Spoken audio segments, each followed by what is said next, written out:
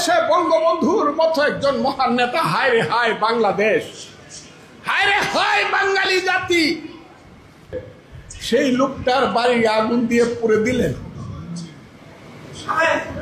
সেই বঙ্গবন্ধুর বাড়ি বুলডোজার চালায় দিলেন। 32 নম্বরের মালিক ছিল পরবর্তী হাসিনা, তার বাপ তো অনেক আগেই মারা গেছে। তো এই 32 নম্বর যারা ভেঙেছে তারা মূলত হাসিনার প্রতি খুব প্রকাশ করেছে। ফজলুর রহমানের আচরণ, রুমিন ফারহানের আচরণ, সালাউদ্দিনের আচরণ এবং এদের সাথে আরও যারা আছে, এগুলা কি সন্দেহ লাগে না? এগুলো দেখে কি মনে হয় না আওয়ামী লীগের সাথে তাদের গোপন চুক্তি হয়েছে? এগুলো দেখে কি মনে হয় না ভারতীয় আধিপত্যকে এই দেশে প্রতিষ্ঠার জন্যে তারা চেষ্টা করে যাচ্ছে? মনে রাখতে হবে, ছাত্র জনতার আন্দোলন হয়েছিল বলেই যে বিএনপি হাসিনার আমলে 16-17 বছর কুণ্ঠাসা অবস্থায় ছিল, যে বিএনপির নেতারা এখন দেশের বড় বড় মুরল সাজবার চেষ্টা করতেছে, আন্দোলনের আগে তারা কেউ ওপেন চলাফেরা করতে পারে নাই, কথা বলতে পারে নাই, মাঝে মধ্যে বড় জোর একটা ভিডিও বার্তা দিয়েছিল, এতটুকুই। ওবায়দুল কাদের যে বলেছিল পালাবো কোথায়, পালাইবার জায়গা নাই, ফখরুল সাহেবের বাড়ির মধ্যে গিয়ে আশ্রয় নিব, মিথ্যা বলে নাই। সত্যি ছাত্র জনতার আন্দোলন যে বিপ্লব হয়েছিল হাসিনার পালানোর পরে, এই দেশে হাসিনার আউলাদরা যারা রয়ে গিয়েছিল তারা কিন্তু বিএনপির ছত্র ছায়াতেই এদেশে ছিল এবং তাদের সহযোগিতাতেই এদেশ থেকে অনেকেই পালিয়ে গেছে। তাহলে এই বিএনপিকে কেমনে বিশ্বাস করবেন? সত্যি তারা আওয়ামী লীগের সাথে চুক্তি করেছে। তখনকার আওয়ামী লীগ আর এখনকার বিএনপি একই।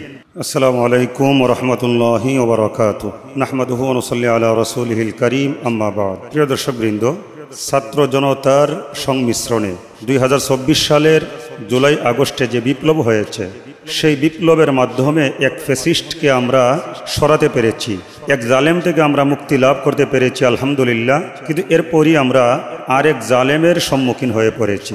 তার মানে দেশকে আমরা এখনো স্বাধীন করতে পারিনি, আমরা এখনো স্বাধীন হতে পারিনি, আমরা এখনো পরাধীন অবস্থাতেই আছি। বিএনপিকে আমরা সবাই ডানপন্থী দল মনে করতাম।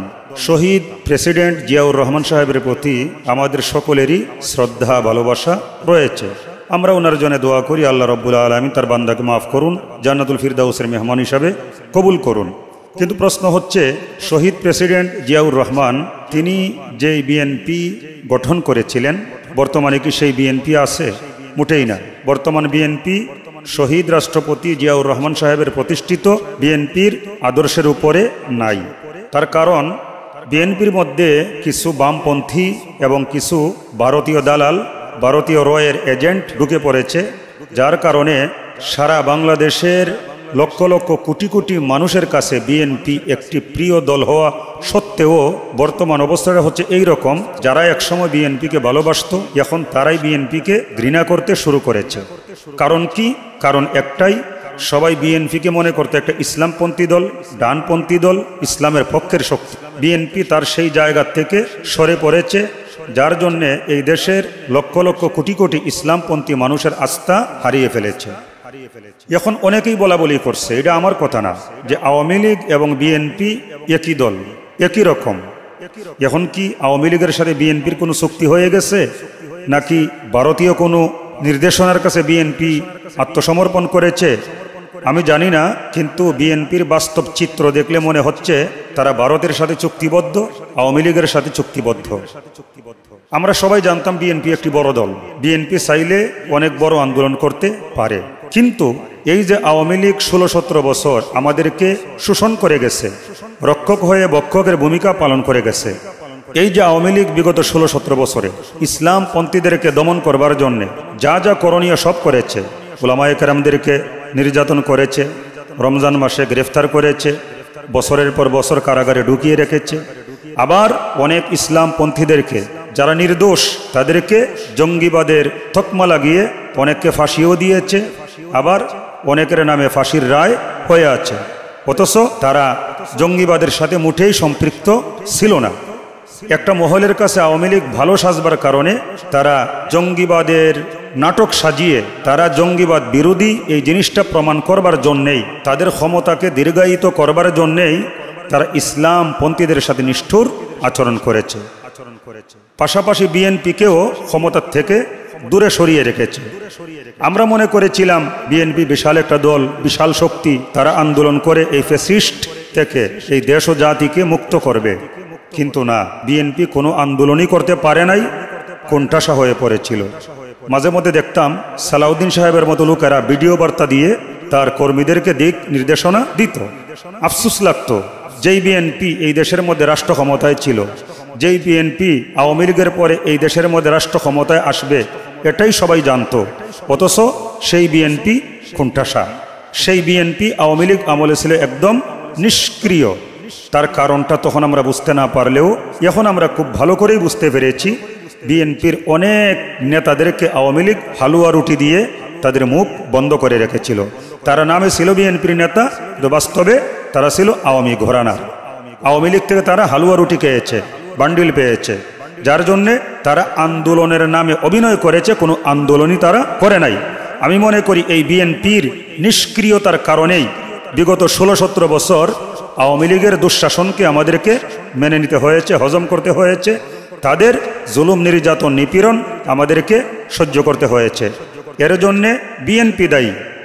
সম্মানিত ভাইরা, এই যে দেখেন সাম্প্রতিক সময়ে আমরা কি দেখলাম বা কি দেখতেছি, আজকে অনেকেই বলা বলি করতেছে বিএনপি আওয়ামী লীগের চাইতে কোনো অংশে কম নয়। আমি তো মনে করি কোনো অংশে কম নয়, ব্যাপারটা এইরকম না, বরং আওয়ামী লীগের চাইতে বিএনপি আরো বেশি মাত্রায় নির্যাতনকারী হবে। তারা এখনো ক্ষমতায় আসে নাই, কিন্তু সারা দেশে যা শুরু করেছে, এখন সবার মুখে মুখে একই কথা, এটা কোন বিএনপিকে আমরা দেখতেছি। সম্মানিত ভাইরা, বিএনপির মধ্যে এমন কিছু নেতা আছে যারা বামপন্থী বা ভারতপন্থী। আমি মাত্র 2-3 জনের কথাই বলবো। এই যে ফজলুর রহমান কিশোরগঞ্জের, যিনি একসময় আওয়ামী লীগের ছিল, বর্তমানে বিএনপির মধ্যে আছে। দেখেন কি সুন্দরভাবে বিএনপির ব্যানারে থেকেও তিনি আওয়ামী লীগের কাজ করে চলেছে। আসুন ফজলুর রহমানের একটা বক্তব্য শুনি। যে দেশে বঙ্গবন্ধুর মতো একজন মহান নেতা, হায় রে হায় বাংলাদেশ, হায় রে হায় বাঙালি জাতি, সেই লোকটার বাড়ি আগুন দিয়ে পুড়ে দিলেন। সেই বঙ্গবন্ধুর বাড়ি বুলডোজার চালায় দিলেন। কেউ প্রতিবাদ করলো না, সরকার কিছু করলো না। এই ফজলুর রহমান সাহেব বঙ্গবন্ধুর বাড়ি 32 নম্বর বুলডোজার দিয়ে ভেঙে দিয়েছে, জ্বালিয়ে পুড়িয়ে দিয়েছে। এই জন্য ওনার অনেক মনের মধ্যে কষ্ট, ওনার অনেক কান্না, মায়া কান্না। উনি কাঁদতেছে, কাঁদতে কাঁদতে অস্থির। তাও কোথায়? বিএনপির এক সমাবেশে। আচ্ছা বলেন না, বিএনপির সমাবেশে বিএনপির একজন নেতা বঙ্গবন্ধুর বাড়ির জন্য কান্নাকাটি করতেছে, এটাকে বিএনপির আদর্শের সাথে যায়? তাহলে প্রশ্ন জাগে, উনি কি আসলে বিএনপি করেন নাকি আওয়ামী লীগ করেন? এখন পর্যন্ত বিএনপির নেতারা চুপ, ওনার ব্যাপারে কোনো দিক নির্দেশনা দিচ্ছেন না। এখন পর্যন্ত ফজলুর রহমানের ব্যাপারে কোনো ব্যবস্থা নিচ্ছেন না। আর এই ফজলুর রহমান কয়েকদিন আগে এক বক্তব্যে বলেছিলেন, বাংলাদেশের মা বোনদেরকে অনুরোধ করবে তারা যেন কোনো আলেম তাদের পেটে ধারণ না করেন, কোনো আলেম বাচ্চা যেন জন্ম না দেন, কারণ আলেমরা নাকি মা বোনদের দুশ্মন। আরে আলেমরা যদি মা বোনদের সত্যিকারের ইজ্জত দিতে না পারে, তাহলে ইজ্জত কে দিবে? আজকে আমরা কি দেখতেছি, এখনও বিএনপি ক্ষমতার মধ্যে আসে নাই, কিন্তু তারপরেও বিএনপির অঙ্গ সংগঠনের নেতাকর্মীরা সারা দেশের মধ্যে বিভিন্ন সাদাবাজি, টেন্ডারবাজি, হত্যা, লুটতরাজ, এর পাশাপাশি মা বোনদেরকে ধর্ষণ পর্যন্ত করতেছে। আর আলেমরা নাকি মা বোনদেরকে ইজ্জত দিতে পারবে না, ওরা নাকি ইজ্জত দেয়। যারা আমাদের মা বোনদেরকে ধর্ষণ করে তারা নাকি আমাদের মা বোনদের ইজ্জতের ব্যবস্থা করবে। কি হাস্যকর কথা না? এরপরে আসেন আরো কি বলে আমরা শুনি। বীর শ্রেষ্ঠ কারা বন্ধুরা, বীর উত্তম কারা, বীর বিক্রম কারা, বীর বীর প্রতীক কারা বন্ধুরা, মুক্তিযোদ্ধা কারা? আমরা আমরা এইখানে যারা বসে আছেন তারা। শুনছেন এই আওয়ামী লীগের দালাল ফজলুর রহমান বলে কি যে বীর বিক্রম, বীর প্রতীক, বীর শ্রেষ্ঠ, বীর মুক্তিযোদ্ধা কারা? সে বলছে সে এবং তার সামনে যারা বসা আছে তারা নাকি বীর শ্রেষ্ঠ, বীর প্রতীক, বীর মুক্তিযোদ্ধা। কি হাস্যকর ব্যাপার না? এই দেশটাকে যে আওয়ামী লীগ তসতস করে দিয়েছে, যেই হাসিনা এই সোনার দেশটাকে, এই সুন্দর বাংলাদেশটাকে একটা জাহান্নামে পরিণত করে দিয়েছিল, সেই হাসিনার দালাল, সেই ভারতের দালাল এই ফজলুর রহমান, যে এখন বিএনপির ব্যানারে আছে, এই ফজলুর রহমান এবং তার সাঙ্গপাঙ্গ, তার সাইমসারা, তার সামনে যারা বসা আছে, ওরা নাকি বীর শ্রেষ্ঠ, ওরা নাকি বীর প্রতীক, ওরা নাকি বীর মুক্তিযোদ্ধা। কি হাস্যকর বিষয়! তাহলে আমরা কি? আমরা হচ্ছি বীর মুক্তিযোদ্ধা, আমরা হচ্ছি এই দেশের বীর সন্তান। আমরা হাসিনার অবৈধ দুঃশাসন থেকে এই দেশবাসীকে আন্দোলন করে আমরা ছাত্র জনতা মুক্ত করতে পেরেছি। এই ফজলুর রহমানরা তো এই আন্দোলনে ছিল না, তখন বলার সুযোগ পায় নাই। এখন আস্তে আস্তে এদের দুঃসাহস বেড়েই চলেছে, যার জন্য এখন বঙ্গবন্ধুর জন্য কান্দে, বঙ্গবন্ধুর বাড়ির জন্য কান্দে। আরে বঙ্গবন্ধুকে তো আমরা অনেকেই ভালোবাসি, কিন্তু যেই লোক মারা যায় তার বাড়ি বলতে আর কিচ্ছু নাই, তার বাড়ি কবরে। আমি যখন মরে চলে যাব তখন এইটা আর আমার বাড়ি না, আমার বাড়ি কবরে। যেই বাড়িটার মধ্যে আমি ছিলাম এই বাড়িটা হয়ে যাবে আমার আওলাদদের। তো ধানমন্ডি 32 নম্বর এক সময় বঙ্গবন্ধু ছিল, উনি যখন ছিলেন তখন তো এই বাড়ি কেউ ভাঙ্গে নাই। উনি মৃত্যুর পরেও দীর্ঘদিন পর্যন্ত এই বাড়িটাকে সবার সম্মানই করেছে। কিন্তু এই বাড়ির দিকে নজর দিয়েছে কখন? যখন হাসিনা জুলুম করতে করতে, শেখ মুজিবের মেয়ে হাসিনা জুলুম করতে করতে করতে করতে এই দেশটাকে জাহান্নাম বানিয়ে দিয়েছিল। হাসিনা এবং তার পরিবার এই দেশের মালিক হয়ে গিয়েছিল, আমাদের কারো কোনো মূল্য ছিল না। এই দেশটা 90%-এরও বেশি ইসলামপন্থী আলেম উলামা, ইসলামের পক্ষের লোক। সে ইসলামপন্থীদেরকে রমজান মাসে রোজার দিন রোজা অবস্থায় গ্রেফতার করেছে। শেষ রাত্রে সেহরি খাবে, রোজা রাখবে, সেহরি খাওয়ার আগে ঘর থেকে, বাচ্চাদের সামনে থেকে, পরিবারের সামনে থেকে আলেম উলামাদেরকে উঠিয়ে নিয়ে গেছে।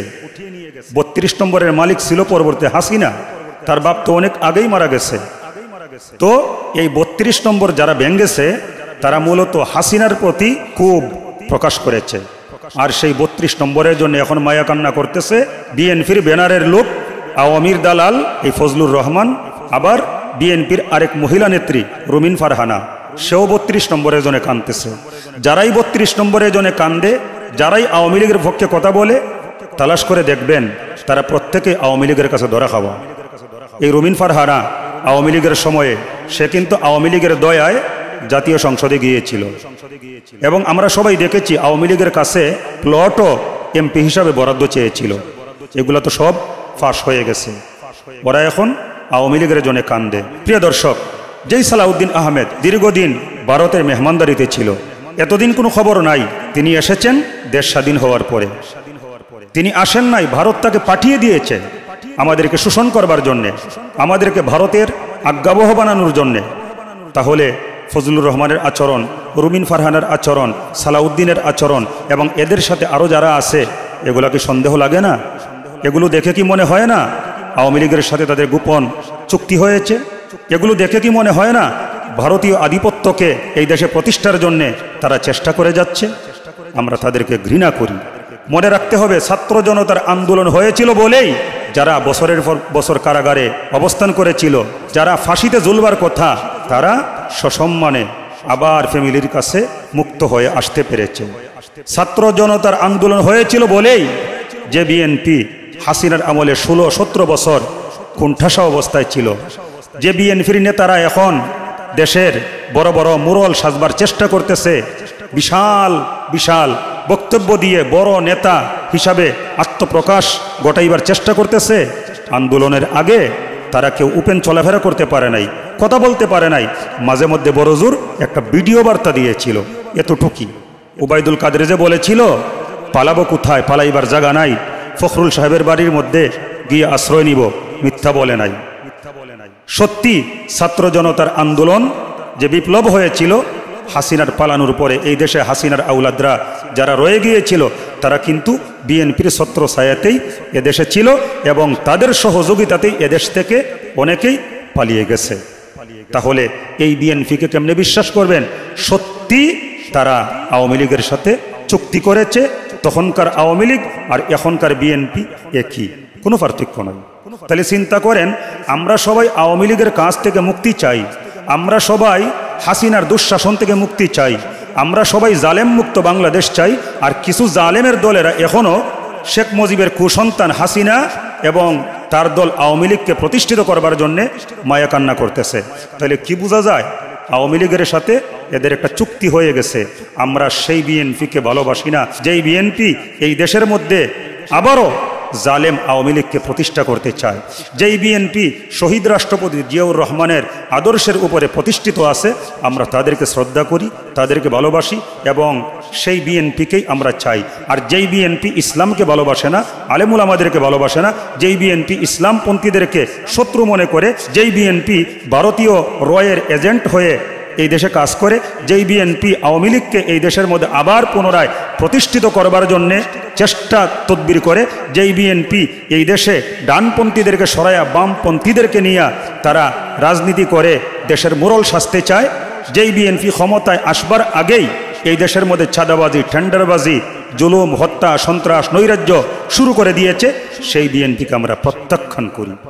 সম্মানিত ভাইরা, আসুন আমরা সবাই দেশপ্রেমিক হই, দেশকে ভালোবাসি, দেশকে ভালোবাসতে যা যা করণীয় সব কিছু করি, এবং যারা দেশের ক্ষতি চায়, যারা এই দেশে থেকে ভারতীয় আধিপত্যকে সমর্থন করে, যারা এই দেশে অবস্থান করে হাসিনাও আওয়ামী লীগের দোসর হয়ে আবার পুনরায় আওয়ামী লীগকে এই দেশে প্রতিষ্ঠিত করতে চায়, আমরা তাদেরকে ঘৃণা করি। মহান আল্লাহ সুবহানাহু ওয়া তাআলা আমাদের সবাইকে দেশপ্রেমিক হওয়ার তৌফিক দান করুন। আল্লাহুম্মা আমিন। ওয়াসসালামু আলাইকুম ওয়া রাহমাতুল্লাহি ওয়া বারাকাতুহু।